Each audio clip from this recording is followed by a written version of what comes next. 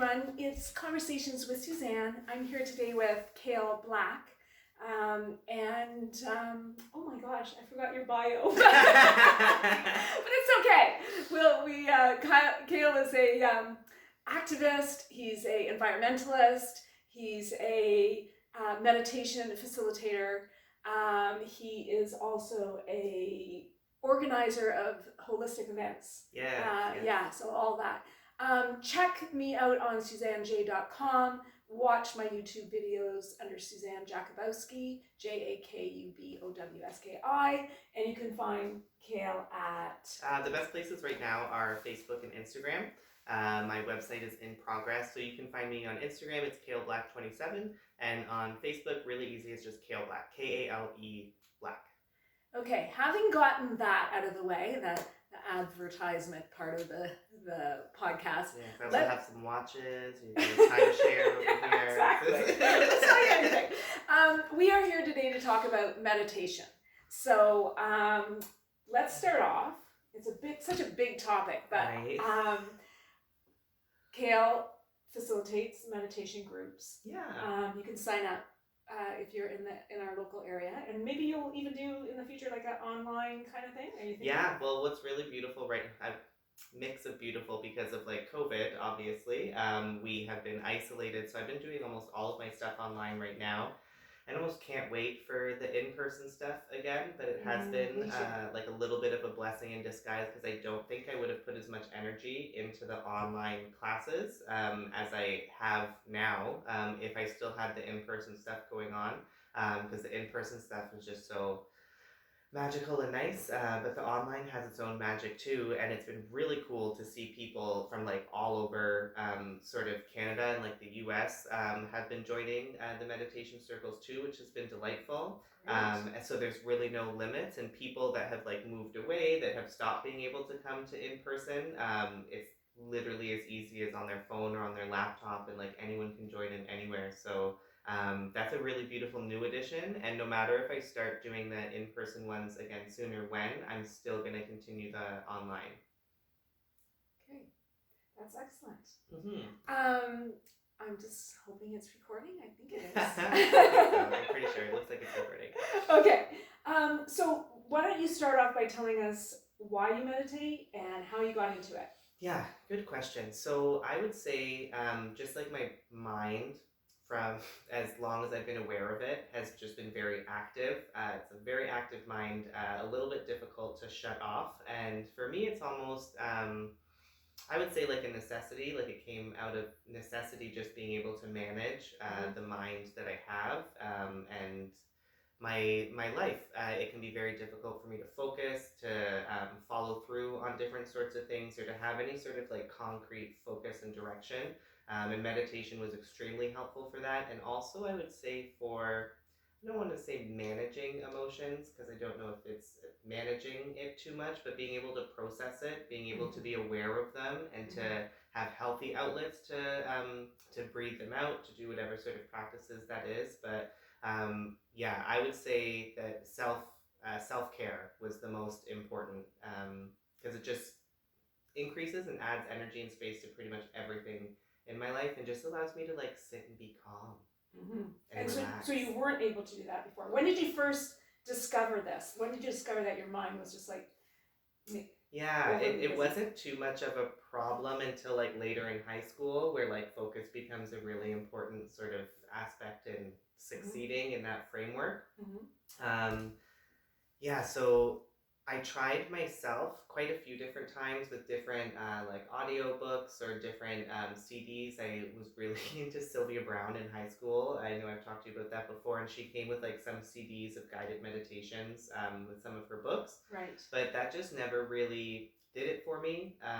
The guided meditation aspect just never really allowed me to sink to any sort of deep empty space, because for me, it's someone with an already active brain. When it's things like, okay, now it's like this color and this chakra, and now you're in front of a waterfall in this field, and there's like for me, I'm like, well, how close is the waterfall? How tall is the waterfall? Like, what color is the water? Like, am I getting frothed with the mist? Like, and it just makes my mind get more and more active. So it was almost like a process of elimination. Like, let me try this, let me try this, let me try this, let me try this. And it wasn't until I started doing sound meditations that really like just it like drowned it out the thoughts and gave me the chance to just really focus on the breath and allow myself to settle in. So it took quite a little sampling before I found something that really worked for me. So, what do you feel then is the purpose of meditation for you? Oh, that's a good question. I want to say peace is the first thing that comes to me, and I feel like that's the most important thing and can radiate into almost every other direction. But I'm generally like a very happy, very like high energy, positive, enthusiastic person.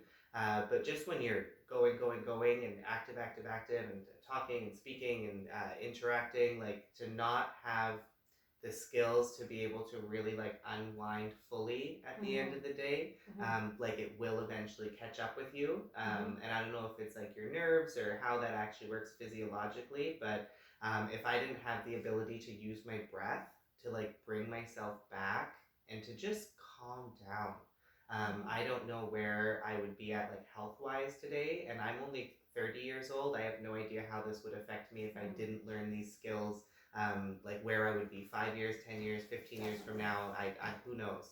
I came to yoga in my, I guess, late 20s, early 30s, and I say that it saved my life, and that if I hadn't discovered yoga, and then later on in life discovered the breath and all the all the tools that we use, that sort of surround yoga, yeah, I would definitely be either in a mental hospital or definitely divorced, because I don't think it really affects your relationships when you're like, you're stressed all the time, and you're not we're not behaving normal or emotionally intelligent when we're under a lot of stress. We're short to very reactive. We're reactive, very snippy, and you don't know that like a lot of times like the triggers that are triggering you are more about yourself than the other person at all. Exactly. And it almost like gives you your power back, that it's like you can do whatever, you can do whatever, you can do whatever. It allows you to like detach from it, and then you can just sort of watch, and instead it's like,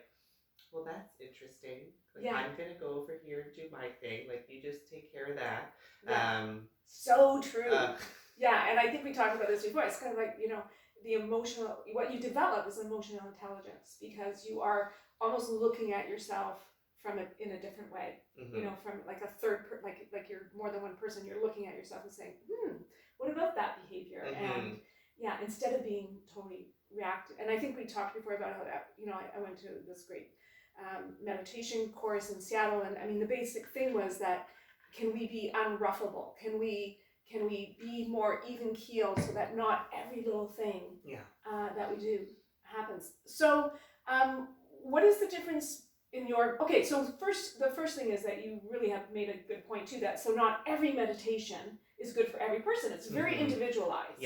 And so I find this is interesting, because so many people say, well, I tried meditation, but it's like, I tried food. Yeah, exactly. What kind of food? Like, what did you eat? There's seafood. There's like there's root vegetables. Like, exactly, it's just as broad in meditation. Yeah, so true. So people have to find what works best for them, and it's not always just the one thing. And this is why it kind of bothers me when people say, well, I went to this meditation course and I spent $10,000 and it didn't do any good. And I'm just like, first of all, you shouldn't be spending $10,000 on any of these courses, because they're all out there for free for all of us. And also, maybe that wasn't the one for you. So the other thing is, what is the difference between, in your opinion, between meditation and mindfulness? Because we hear a lot about, you don't have to meditate, just be mindful. What does it mean? It's interesting. That's a good question. I don't know if I have the answer, obviously, but my sort of interpretation is mindfulness is sort of like, it's definitely present in the meditation while you're experiencing it, because I feel like that's a very important aspect, but it's the aspect that you carry with you after the meditation, and it almost creates that space so that it isn't that initial sort of reaction and knee-jerk, because a lot of things that we do and most people do, it's from a reactive state, and it's from a place of like patterning and sort of programming and routine that we pick up from like our family, from our friends, from media, from culture, from the government, like all sorts of weird influences. And a lot of times we don't even recognize where like our beliefs come from, So where true. our triggers come from, and people will so like vehemently defend something, and I just always would like ask the question like whose belief is this? Like why are you? I don't feel like you actually really believe in, like, let's say like animal agriculture or factory farming or like ocean acidification or deforestation, but they'll like fight you so fiercely on their like freedom to like overfish, whatever that is, and it's like whose beliefs are these? Because a lot of times, like, I think about how fresh people are as children, and like we're so loving, we're so accepting, we're so welcoming of, if, and I do kids workshops, like environmental workshops, and have led them for a few thousand kids, and like I have never had a group of kids, like when I say like who here loves the planet, like there's no one ever that says like no, I hate it. Yeah. Like, I don't like it. Like we naturally have that love and care and connection, and then um, eventually we get these programs and patterns, and I feel like mindfulness is almost recharged by the meditative aspect, and just gives you more of a battery to have that um, neutral awareness of whatever that happens to be, so that when you're living your life, when you feel those emotional triggers or those upsets or those ups or those downs or whatever, it gives you that space of stillness around that experience to be able to really witness it. And then once you have the freedom to like witness it, like the awareness creates the ability to like choose differently. And it doesn't mean you're going to do it, but like the first step is being aware that like you have another choice. Right. I don't need to react or respond this way. And every time you sort of like catch it with awareness and it stops becoming that automatic pattern, it gives you a little bit more freedom to like unplug from that behavior or that wheel that's spinning. And that's like a continual process. I don't think we ever get done with that, because we just get sort of more programs as we live in the world and interact with each other. So it was a long-winded answer. I feel like I sort of answered it. Okay. Well, I think, yeah, you brought up some great points. Like, so, yeah, definitely, I think so much comes from our childhood, so much of our ideas, and we don't even really examine them, right? So, and so we're really not mindful. I think what you're trying to say is that we're really not mindful of where our thoughts come from. Yeah. Like, where did this come from? Why do I believe that? You know, so we're not really questioning or asking. But then also I feel that mindfulness is really about staying in the present moment. And like you said, not letting your mind go off on a tangent. Not, you know, so many people are constantly in the past. Yeah. And then there's people who are just thinking so far ahead that they don't even enjoy the present moment. Yeah. So like they don't even taste the sandwich they're eating. Exactly. Because it's so separate from the moment. Yeah, and I find actually myself doing that quite often when I'm in a hurry. Like I'm just wolfing down my food and I'm like, this isn't very mindful. Like I just like I didn't even know I ate that sandwich. Right? Did I chew it? Like, Did I chew it? Well, and just like this is kind of personal, but I mean, I was going through this stage where I was like really working a lot and really busy, and I was eating really quickly all the time, and my stomach was getting all like gassy and bloated and stuff like that. And I'm like, you know, I like, okay, should I go to the doctor? And then my colleague said to me, well, why don't you just start slowing down and chewing your food? And like, it was amazing how much of a difference that was. And, you know, we do the classic mindfulness exercise with a raisin. You can use whatever you want, but you know, you've probably done it before, right? Where we give everybody like one raisin and we just say like, take like an hour to eat this raisin, like take a long time, like really absorb it, try to get all, like experience the taste and the smell and the whole bit. And it's just like, they're like, oh yeah. And then you're thinking like, that's how I should be eating all the time. And how many raisins have I eaten and I don't even know what this is like? Yeah, like, exactly. It's the weird dynamic of being a human, that everyone sort of does it, that it's like, oh, like it feels like this, and like it tastes like this texture, and it's like something that you're so familiar with, but you're actually not familiar with it at all, because you've hardly ever been present during the activity of it. Yeah, go to a fast food restaurant. I mean, I don't visit them very often, but if you go to one and you watch people eat, I mean, it's like their meal is gone before they even know it, because it's just totally not mindful. So staying in the present moment. And of course, the thing is, when we stay in the present moment, you know, I think with this whole COVID and everything that's going on in the world, is that, you know, if you stay in the present moment, you can just keep, like, this was one of my techniques I used when I was in a really stressful time in my life, is just like, I'm all right at this moment. At this moment, I'm safe. At this moment, I'm fine. And it gives you that kind of peace of mind. And then the next moment, you're fine. Yeah. Because so many people, you know, panic about the what if. What if this happens to me? What, you know, if I was talking to my we have sort of a spiritual book club, and saying like, yeah, it's really crazy. Like before I go on a walk, I'm prepared. Like, is there a bear gonna hit me? You know, am I gonna get hit by lightning? You know, all these things I imagine are gonna happen that have not happened in all these years, and most of them are like totally ridiculous. Yeah. You know, but if I just stay in the present moment, it's a lot better. So I just want to address the physiological side of things. So when you started meditation and being more mindful, did you also feel the difference in your body?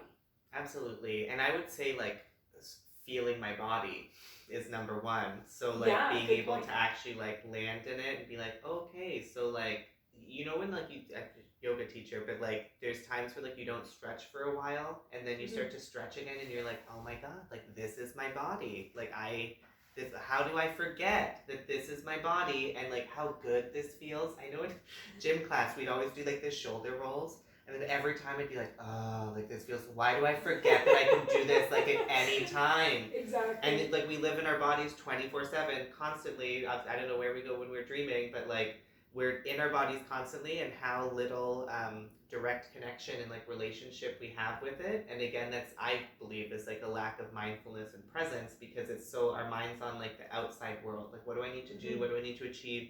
I'm just gonna eat real fast because I don't have time, and I gotta do this, and I gotta do this. And then a lot of times, and I'm sure you've heard this too in like the holistic health world, that it's like your body will like whisper signals to you, but if you don't listen for long enough, it turns into a scream. And that's when like you can get those very like serious health things that like will get your attention by shutting your body down.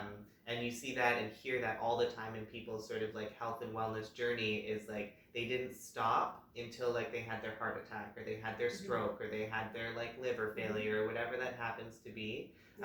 And like obviously preventative medicine is, I think, one of the best ways to approach like our lives. So if we can keep ourselves from getting to that intense state of stress, and there's been all sorts of studies now that show just how horrible and like poisonous stress is to our bodies, to be able to manage that and to get the tools to be able to do it, I think is like the most important human skill we can have, that we don't actually really learn in school. But to recognize the importance of it, and then to put the time and the energy into it, because a lot of people, like, because we're so trained that like scroll, like ingest, consume, that to really like sit, like our minds can just, and I feel like really good because I enjoy this now, but like for a lot of people, it's like, okay, I'm bored now. Like, what's next? Like, what's on TV? What's doing this? Like, I can't we're a quick sit. society where we're used to having things at us, that our tablets and our everything is. You know what I'm thinking? I'm thinking that the button should be red. Let's check.